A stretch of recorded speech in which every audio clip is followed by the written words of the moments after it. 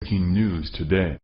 Please subscribe and then check notification box to get all breaking news alerts.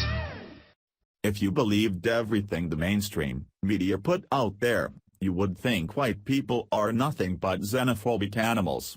Nobody can say anything anymore without being labeled a racist, a homophobe or something of a similar nature.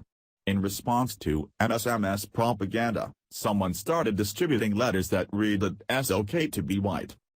The signs were posted at various high schools, college campuses and neighborhoods across the country. Now people are losing their minds over it and law enforcement officials have been involved. One shop has apparently launched an investigation into it all. According to those involved, they did so because some students felt threatened by the letters. They are part of a larger coordinated effort though, as this has happened at various locations across the country that do not appear to have any connection with one another. It all started at Boston College. It seems to have started with 4chan users who concocted a plan to do this. As well, you can go to itsoketobewhite.com and print off the sheets of paper.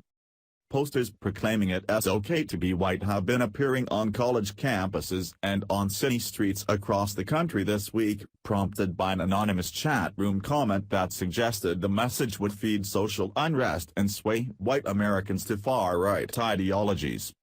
Since Tuesday, the posters have been spotted in Rocky River, Ohio, at Concordia College in Moorhead, Minnesota, at Tulane University in New Orleans, at Montgomery Blair High School in Silver Spring, MD, around College Campus Rich, Cambridge, Mass., including the Harvard Yard, and at the University of Alberta in Canada.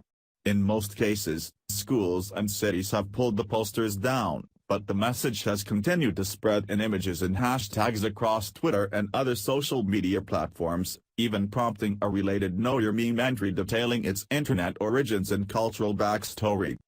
The signs began as a suggestion on the online chat space 4chan last month, a kind of internet prank laced with ennui and cynicism about race and white identity in modern-day America. A series of messages said people should print signs reading it's okay to be white, post them on college campuses and elsewhere, and then stand back and watch the fun begin. News reports would draw attention to the posters, the writer behind the idea predicted.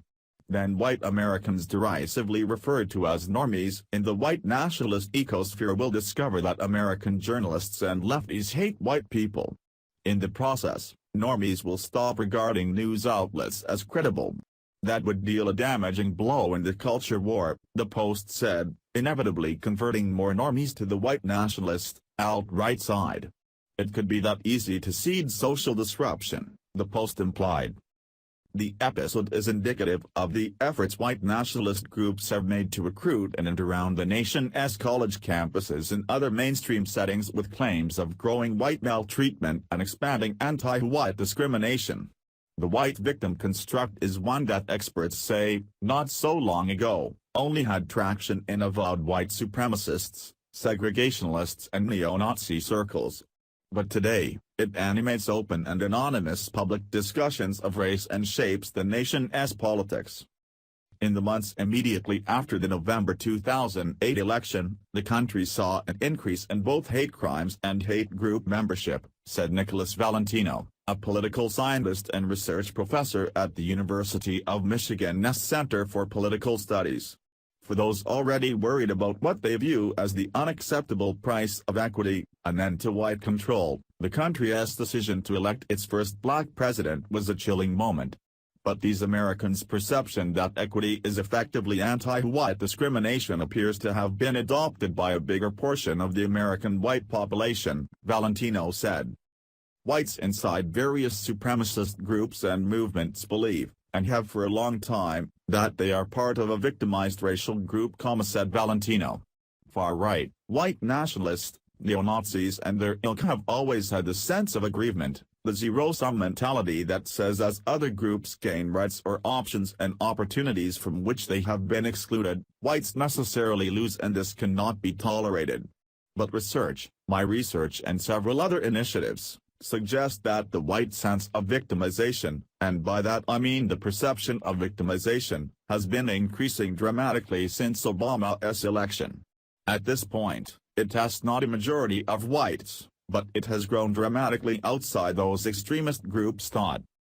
The sense that white Americans have become the lone group in America unable to attend to group interests shows up in those 4chan chat threads and Twitter timelines, too. During the 2016 election, then-presidential candidate Donald Trump even retweeted a message from a like-minded account littered with inaccurate data on race and murder. On the campaign trail, Trump said with some regularity that life was safer and all around better at a time in America when no one had to concern themselves with being politically correct. While everyone is busy blaming the current administration for this problem, they should take a longer look at our history to see that racism has always been a problem. But this is not racism to point out that people should not be demonized for being white. The rights of minorities have been advocated for decades, while anyone who's upper middle class or white has been completely demonized. You can no longer be white, successful, well-off, upper class. You're automatically out. That does not teach anyone anything. All it does is tell people they don't have to take responsibility for their actions because of the color of their skin and not the content of their character or who they are as a person. Share if you agree nobody should be treated differently based on their religion, gender, sexuality, or skin color. Follow us on Facebook at Freedom Daily.